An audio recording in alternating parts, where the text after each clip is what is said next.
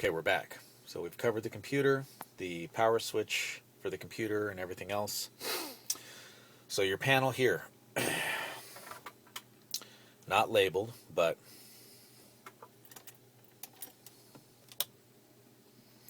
front locker, high idle, rear locker. I think when the lights, yeah, so when the key's on, yeah, this one may have a loose wire, but when the key's on, they illuminate. So front locker, high idle for the engine, and for that basically you turn it on, you blip the throttle, and it'll sit at like 11 or 1200. And then rear locker, which is not installed, but the wires are run back there. So if and when you buy a locker for the rear, it's already wired up and ready to go. These are the front winch, hydraulic mile marker 12K up front. So think of it as the vehicle itself. That way's up, that way's down.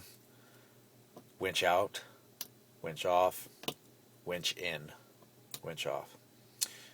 This was the auxiliary light switch. I never put the front lights in, but back lights, nothing. Wired already for the front lights, nothing. This was supposed to be for the rear winch.